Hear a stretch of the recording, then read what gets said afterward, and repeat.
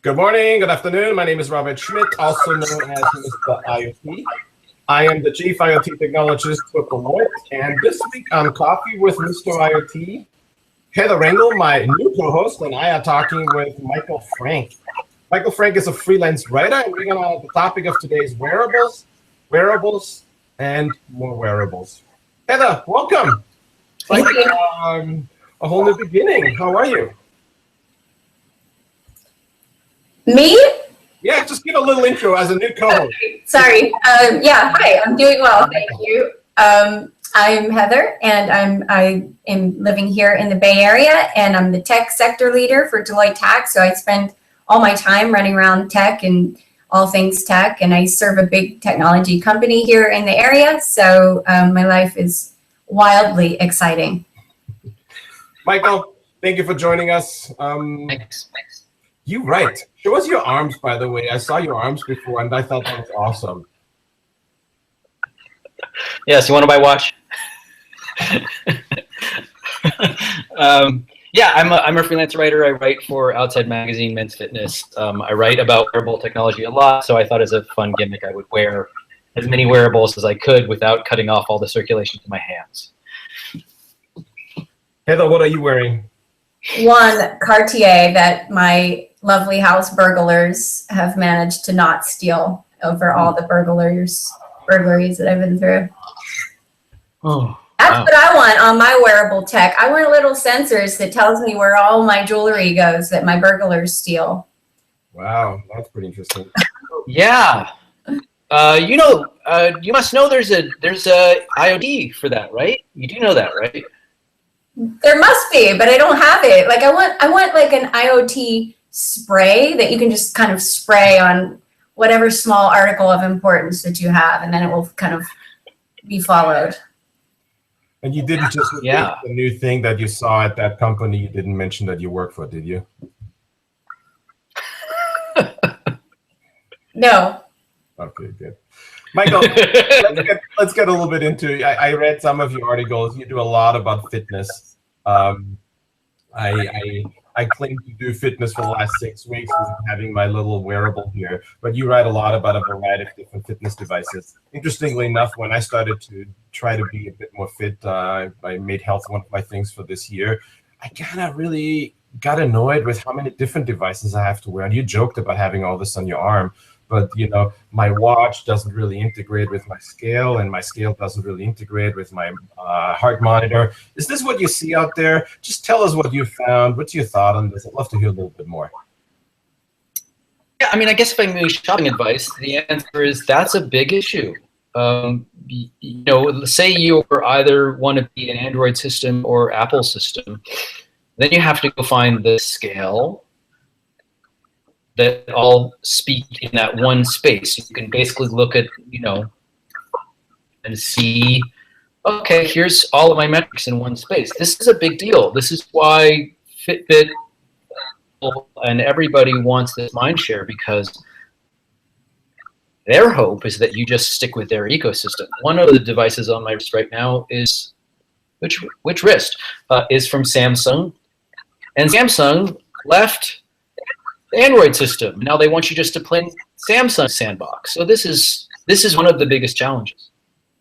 Yeah, that's kind of the overall challenge of IoT in general, isn't it? I heard an analogy of IoT current state landscape is sort of, imagine walking into a room full of 3-year-olds screaming mommy all at once, and a mom walking in and trying to figure out who's talking to them. Yeah, that's exactly right. I don't think it's any different in the rest of IoT, right? If you want to have TV, then it's Apple fighting, Sling fighting, same deal.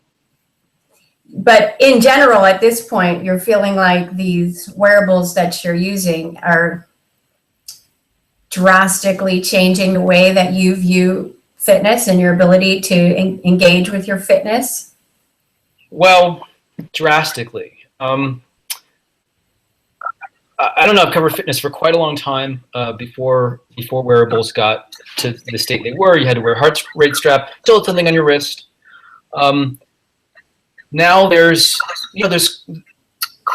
cool evolution happening. So one thing that I would say rather revolution is that means, for instance, I want to go for a run. Well, many of these, I can see other runs in my area. I can go, okay, I want to go do that run. Or I can travel. I was in Barcelona in December. I wanted to do a run. Really easy for me to find a run in Barcelona that I didn't know about. I'm not from Barcelona. And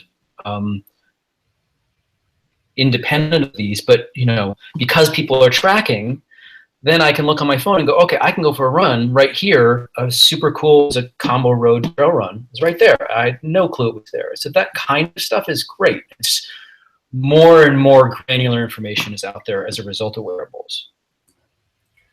So when you go for your own personal fitness, if you don't really have to record and you don't do anything writing, do you use a wearable? It's habit forming. So one of the things I am really careful about with, say, running, is tracking cadence. And cadence is really important because if your footfalls aren't frequent enough, you're overstriding, and that's the kind of thing that leads to like knee injuries. Before I started getting into this, but the more information you get, the more you go, okay, I want to know if I'm doing something wrong so I don't get hurt. Now I will wear a wearable. Lots of different devices actually track cadence now. I don't want to advertise for anyone in particular, but it's the kind of thing you can look up. Hey, does a wearable track cadence? If it doesn't, which one does, and how do I get that information? Because it's important. When it comes to wearables and the evolution of wearables, I feel like I understand this value add for running and for cycling, because there's all these metrics you can track that can be helping you. As a swimmer and a Pilates fanatic, are you seeing the evolution go to other kind of sports that aren't as obvious ways that Absolutely. You could be? Yeah, swimming's a great example. So swimming, every company seems to be chasing swimming to do lap metrics, to do diagnosis, and that kind of thing is really coming into swimming. If you look at more, they're usually talking $300 to $400 or up. But if you're looking at the more advanced ones, yeah, you'll get open water swim versus pool swimming automatically. You wouldn't have to do anything on the wearable, and it'll know what stroke you're doing. Yeah, this stuff is very quickly advancing. The other thing I should mention here, wearables I think are going to advance really rapidly this year. So hearables, you don't need this. You stick them in your ears like you would headphones. You have music. They can store music in themselves. And some of them are pool compatible. So you don't go insane doing laps because you listen to a podcast while they're diagnosing what you're doing in the pool, which is pretty awesome. Heather, are you shopping already in your mind? Well, I love the kind of cadence and form diagnosis, but I am a listen to the sound in my head and the sound underwater kind of person. Even when I run, I can't listen to music. It drives me nuts. I don't know how you manage your breathing when you're hearing all these other beats. You're more zen than most people. Arigato. Joining us now, I'm Robert Schmid, Chief IT Technologist for Deloitte, with Heather Rangel and Michael Frank on Coffee with Mr.IoT. Today we're talking about wearables. Michael, I have a question for you that goes a little bit out of fitness. And I wonder when fitness wearables gonna go and start going into health. I have this fantasy that one of the things in IoT we talk a lot about is predictive maintenance. And I don't know, I mean, I'd love to sort of like take this a little further and not talk about predictive maintenance, but predictive health, predictive, all that happens with us, our bodies, right? We are sort of a machine, right? And why can't we do a better job on that with good wearables? Where do you think that's going? What's your thought on that? 3 years ago at CES, I met with people who were trying to get hydration data, and mostly because the money in that comes from the healthcare industry. There's an incredible cost side to people, especially the elderly, becoming dehydrated. They get hospitalized, it's very expensive. I think the company called BSX, summer we'll see them do the first wearable that's all about hydration. And their goal is both daily health and to be able to do something like not you're doing something like a marathon where people think I should drink every hour. Idea, you'll get sick. So hydration is huge, both in healthcare and in fitness. It works on both ends of that, and obviously there'd be money on both ends of that. So that's why they want to be there. So that's an example of you could have a breakthrough. You could have a wearable on somebody who's even senile. They wouldn't need to know it's on them, and it will keep that person from being dehydrated and getting sick. So that brings us to that's a good segue. The money in all of this is in the data. And then when we talk about money and data, we can't help but think about nefarious uses, hacking, power of the company over the consumer. Where are you on all of this? It's challenging. I did some research for a story that hasn't come out yet on why you shouldn't give your kid a wearable, because you're setting them up for an entire health history from age 5, whatever. Maybe they have some anomaly. Maybe they develop some anomaly. Right now, Congress is trying to pass looser around who owns your data. So as I stand here wearing all of this, that's definitely potentially, I think industry probably has to look closely at that and go, wow, actually we kind of like guidelines around this, because then we're protected and we are not in a position where they might not wear wearables and the market tanks. So you talk about government creating some guidelines around who owns the data. And I'm not even going to comment on which way I lean here. But what I'm kind of curious is, what do you do with your data? So you have all these devices. What do? You actually let people use your data, or do you actually keep it yourself? What do you personally do? I'm just curious. I'm asking this because for me, in general, I have this thinking that if I don't want people to know where I'm at, I probably shouldn't be there. And that's just me. And, it works probably 99% of the time. And then the 1% it doesn't. But so I'm always curious what people do personally with that kind of question, rather than sort of generally talking about it. What do you do? Well, this is great. So I turn off location with my phone if I start or end any workout from home. I just don't trust that thing for privacy reasons. I don't want anybody to know exactly where I live. I use an app called Strava for runs and rides, and Strava is super cool because I can compare how I stand against my friends, and I'm competitive, so I want to be faster. But I'm private about where I start those and finish those. And what's cool in a lot of apps, but not all the apps, you should always check this, is sometimes you can turn off location. That might be important to you for privacy reasons. I'm happy to share it socially with friends who I'm competitive against. Friends seeing that information. So you should really look at, the key thing I'd say is always look at location. And if you can turn it off, turn it off. Especially if it's going to lead someone back to your home. It's totally cool to go for a ride or a run. It's literally in my backyard. That's a thing to be aware of and be concerned about. Yeah, that speaks right to what I was talking about before. As someone who has been, burglarized a lot as a result of having been cased quite a bit, I am so aware of anything that gives off my location anywhere at any time.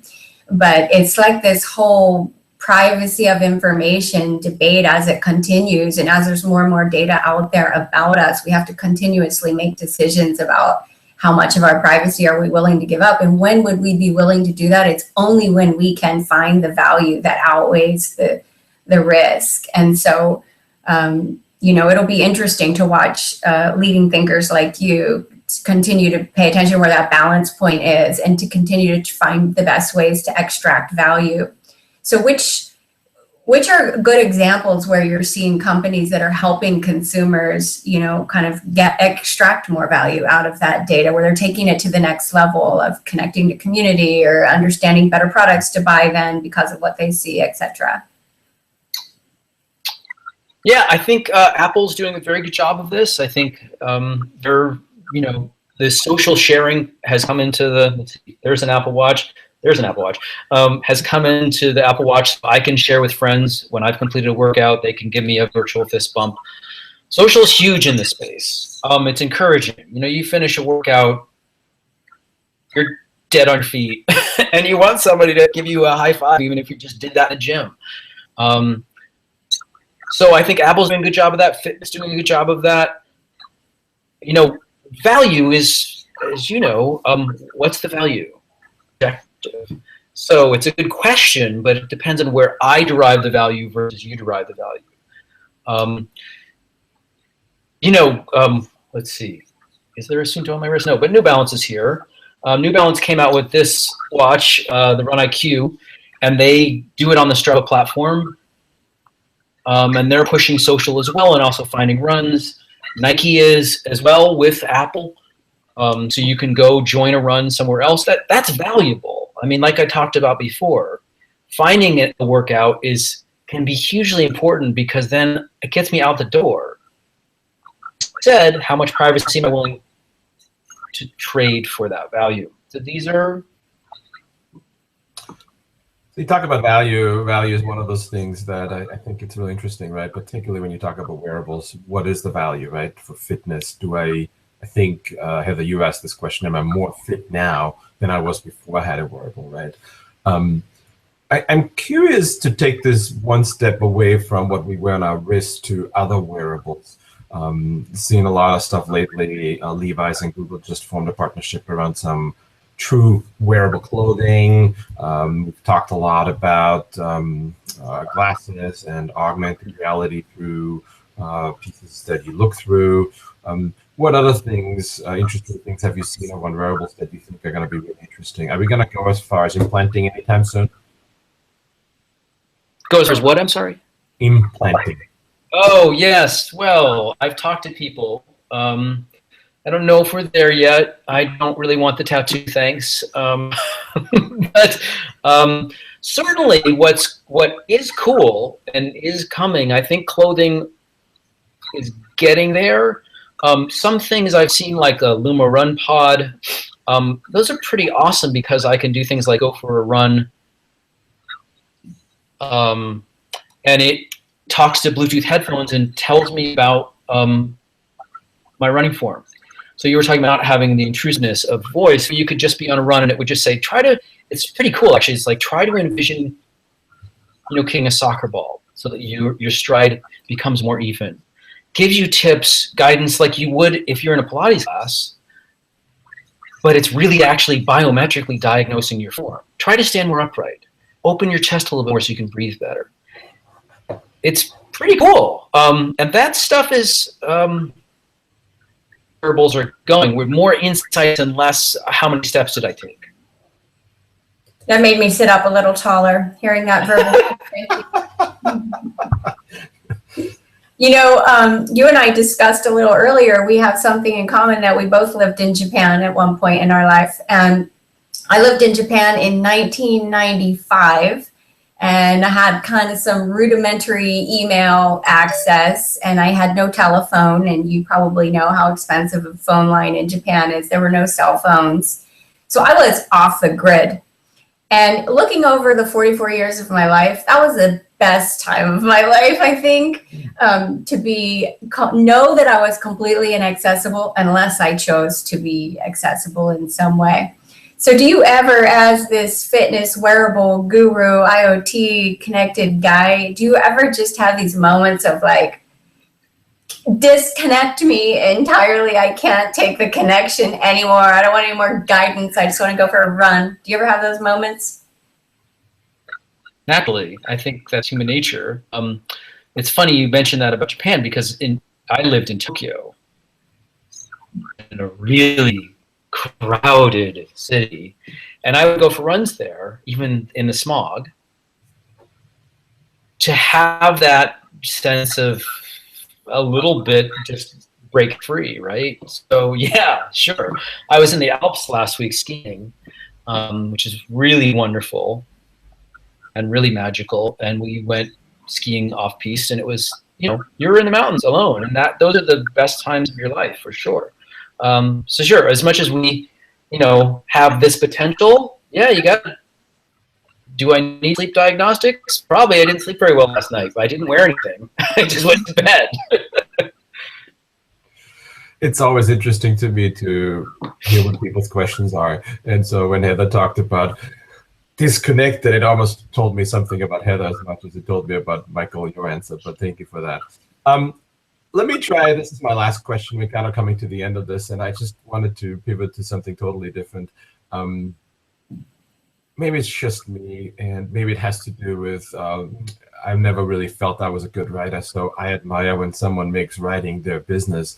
What is life like to be a freelance journalist? Not just from the point of view getting a bunch of toys, but it's just I find it fascinating. You know, you inform many people and so forth. Just give us a snippet into what that's like, please. The most wonderful part about it is being able to pick up the phone and call anybody and ask them a question. That to me, the excitement I have around getting up every day, being a freelance journalist, really is, it's storytelling, but it starts with people, and I really love to be able to talk to people and is. These are things, you know, these things are not that interesting, but talking to the people whose passion it is to design them, working with technology alone is really fascinating to me. And that's the kind of stuff. I'm not a scientist, but I love to talk to them. I'm not an engineer. I love to talk to them. That's the cool part of being a journalist. I have the right to just talk to anybody. It's you know, basically it's an excuse to talk to anybody. It's awesome. Hey, I have one more quick question. Do you always do your video conferences standing up, and will that make me more fit if I do? I have a stand-up desk. I built it myself in 2006 because I was having back problems sitting all day. And so I don't stand all day long. I have a stool that I can sit on, and I sit on maybe 15 minutes out of every hour.